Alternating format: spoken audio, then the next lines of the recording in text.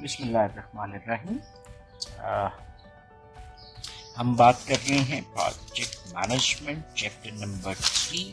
जिस टॉपिक को हम डिस्कस कर रहे हैं that is special demands on the project manager. इसमें हमने 4 डिमांड्स के ऊपर लेक्चर से पहले बात की है। अभी हम 5th डिमांड की तरफ आते हैं that is the maintaining a balanced outlook. That is 5th element. So what is a balanced outlook? किसी भी प्रोजेक्ट को जब हम परफॉर्म कर रहे हैं तो there are many stakeholders involve. जिसमें हमने अगर बात करते हैं तो आपके पास प्रोजेक्ट टीम आ गई, प्रोजेक्ट ओनर आ गया जो कि आपकी ऑर्गेनाइजेशन हो सकती है, ठीक है, और आपका क्लाइंट हो सकता है। अब ये सारे के सारे इस प्रोजेक्ट को देख रहे हैं, आपने इसको कैसे दिखाना है प्रोजेक्ट टीम को, प्रोजेक्ट ओनर को और प्रोजेक्ट के क्लाइंट को। So that is the outlook of a project कि क्या वो सक्सेसफुल नजर आ रहा है, हार्डशिप में नजर आ रहा है, बिकॉज ये सारी चीजें इन तमाम पार्टीज के ऊपर इफेक्ट कर रही हैं, ठीक है। और इन रियलिटी अगर हम बात करें तो it's always hard to tell where a project is headed. क्या ये डेस्टिनी है कि कोई प्रोजेक्ट है तो वो कंप्लीट होगा और सक्सेसफुली होगा? There are many failures that you see of different kind of projects. Just take example of Apollo 13 project. Few seconds after the launch of that Apollo 13, it got blasted in the air. Many lives were gone. That was a failure. ठीक है, तो हमारे लिए किसी भी चीज के लिए श्योर होना it's quite difficult कि क्या वो दुरुस्ती होगी या नहीं। एंड देन सेकंड जो चीज आती है, outlook can change over the life of a project. ये जैसे नजर आ रहा है, जैसे फॉर इंस्टेंस हम ये कॉन्सेप्ट रखते हैं कि अगर कोई काम अच्छा नहीं जा रहा तो डेस्टिनी हमें क्या बता रही है कि ये ठीक नहीं होगा। This will change the moral of the team, this will change the moral of the investors. So ये आउटलुक जो है ये कुछ भी इम्पैक्ट लेकर आ सकती है। फिर अभी हमने जो लास्ट लेक्चर में बात की थी, हमने प्रोजेक्ट की लाइफ के ऊपर बात की थी।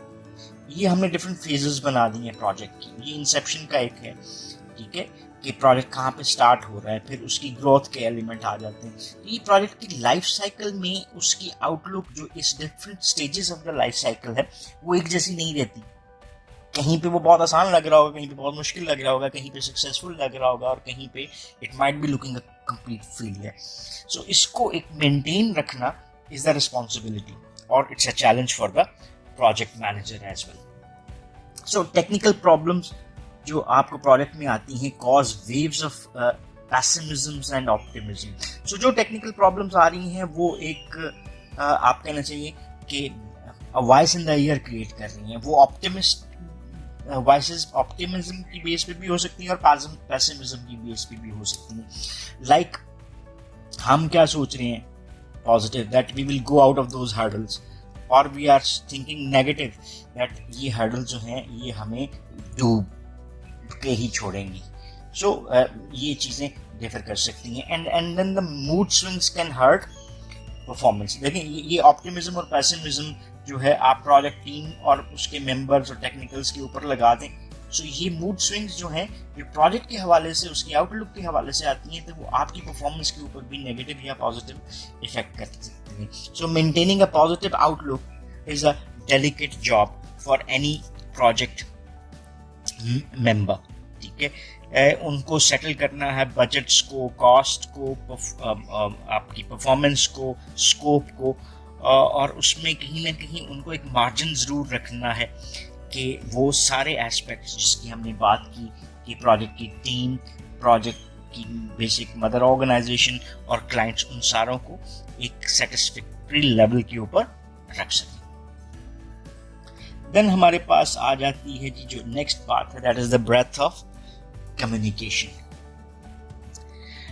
हमारे लिए ब्रेथ ऑफ कम्युनिकेशन क्यों जरूरी है? क्योंकि प्रोजेक्ट एक्टिविटीज जो भी परफॉर्म हो रही हैं विदाउट कम्युनिकेशन हम उसको ठीक अंदाज में परफॉर्म नहीं कर सकते। सो कम्युनिकेशन जो है it's considered as a knowledge area. हमने जो प्रीवियस अगर हम बात करते हैं इसके ऊपर तो हमारे पास जो कॉन्सेप्ट आता था PMI का, PMBOK के हवाले से, तो project communication management is a specific knowledge area जिसको कंसंट्रेट करवाया जाता है, ठीक है। और ये ये कॉन्टिन्यूसली इफेक्टिव जो कम्युनिकेशन है ये प्रोजेक्ट की सक्सेस और फेलियर पे एक बड़ा स्ट्रॉन्ग इम्पैक्ट लेकर आ सकती है. सो किसी भी प्रोजेक्ट को रन करना कॉन्स्टेंटली आपसे क्या चाह रहा है, आपने प्रोडक्ट को सेल करना है, रीसेल करना है और रीसेल करना है. मीन्स सारे जितने भी पार्टनर्स आपके प्रोजेक्ट में काम कर रहे हैं, चाहे वो टीम है आपकी, चाहे वो पेरेंट ऑर्गेनाइजेशन है या क्लाइंट्स हैं, you have to sell this product to them. ठीक है, and without good communication it is not possible. ये जो सेल करने की बात है, that is why project exist.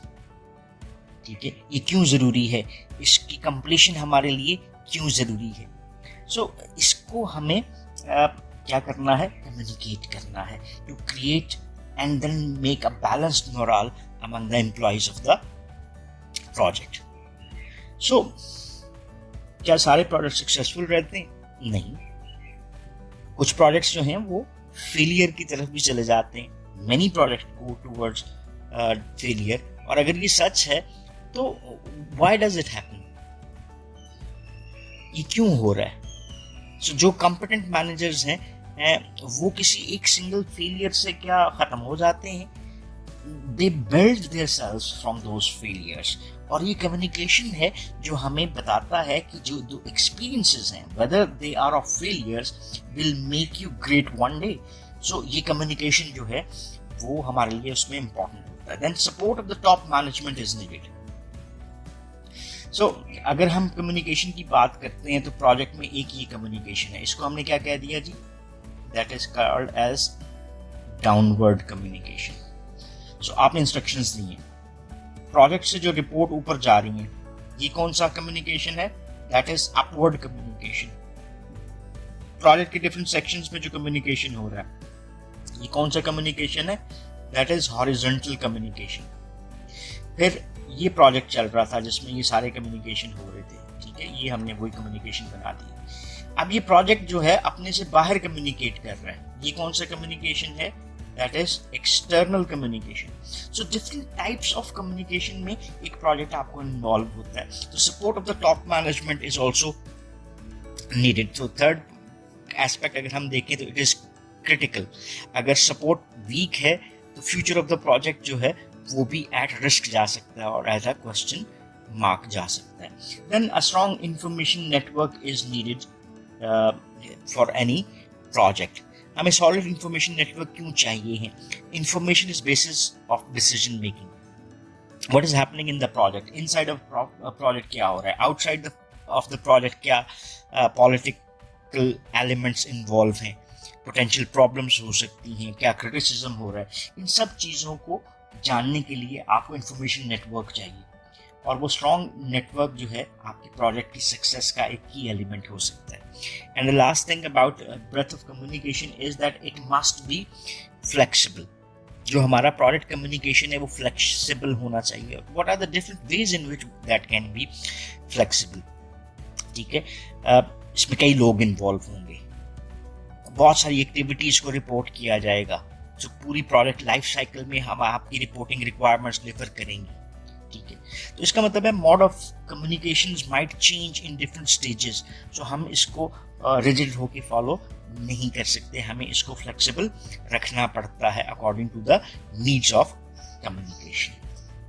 So that was about breath of communication. और जो लास्ट एलिमेंट है हमारा वो है that is negotiations. Last element of special demands on the project manager is negotiations. What is a negotiation? हम किसको कहते हैं negotiate करना? Like we are going for a purchase of any commodity in the market और हम prices के ऊपर बात कर रहे हैं कि जी इतने price में हमें दे दें. What we are doing is negotiating. और ये negotiation हमारे लिए क्यों जरूरी है? क्योंकि प्रोजेक्ट में आपको at all time negotiations नजर आ रही हैं. हम जो रिसोर्सेज एक्वायर कर रहे हैं, ठीक है, जो भी रिसोर्सेज हम एक्वायर करते हैं, उन रिसोर्सेज के लिए हमें क्या करना पड़ता है? निगोशिएट करना पड़ता है. हम प्राइसेस की बात कर लेते हैं, हम सैलरीज की बात कर लेते हैं, टास्क की बात करते हैं, एक्टिविटीज की बात करते हैं, क्या होगा, कैसे होंगी. All for all that we have to negotiate. So ये देखें, acquiring adequate resources हमें negotiate करना पड़ रहा है with the project owner, with the client. Scope में change आ रही है, negotiate करना पड़ रहा है. Resource में कहीं trade off चाहिए, negotiate करना पड़ रहा है. Then motivating personals, हमें reward देना पड़ता है, हमें कहीं पे punishments देनी पड़ती हैं. So these are both the ways of motivating people. और उस मोटिवेशन को करने के लिए हमें कम्युनिकेट भी करना पड़ रहा है और रिवॉर्ड को बढ़ाना भी पड़ रहा है और कहीं पे रिवॉर्ड को ख़त्म करना, कम करना या पनिश भी करना पड़ रहा है. So this is all about negotiating things in a project. Then है जी डीलिंग विद द ऑब्स्टिकल्स. इसके ऊपर हमने पूरा पॉइंट वर्क किया, लेकिन ऑब्स्टिकल्स जब आती हैं तो दीज रिक्वायर स्पेशल सर्कमस्टांसेस, और special circumstances might require special decisions to be made.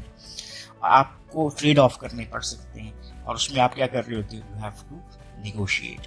So making project goal trade offs, यहाँ पे भी आप नेगोशिएट कर रहे हो. Handling failure that should be part of it.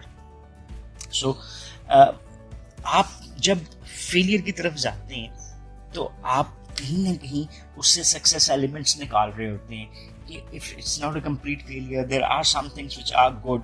Again आप इसको कर रहे हो, एक ट्रेड ऑफ की बात कर रहे हो, निगोशिएट कर रहे हो कि अगर if we lost that but we have achieved is this. और at the end maintaining the communication among the project lines. So ये कम्युनिकेशन हम किस तरह से रख सकते हैं, मेंटेन रख सकते हैं. हम रिपोर्ट्स देते हैं, हम रिपोर्ट्स रिक्वायर कर रहे होते हैं, हम इंस्ट्रक्शंस दे रहे होते हैं, सेवरल पॉइंट्स के ऊपर बात कर रहे होते हैं. तो we are involve in communication, और वो कम्युनिकेशन कहीं ना कहीं आपको निगोसिएशंस के डिफरेंट एलिमेंट्स के ऊपर लेकर जा रहा होता है. तो ये थे हमारे पास 7 डिफरेंट जो स्पेशल डिमांड्स थी ऑन द प्रोजेक्ट मैनेजर. हमने इसको इन डिटेल डिस्कस किया. So these were the 7 demands और we have discussed all these अपने लेक्चर के हवाले से, और ये वाली सारी हमने इसको कंप्लीट किया इन 3 लेक्चर्स में. तो if you still have any questions और क्वेरीज तो आप कमेंट सेक्शन में जाके क्वेश्चंस पूछ सकते हैं, and definitely we will be answering those questions. So thank you very much for watching this video. Have a nice time. Allah Hafiz.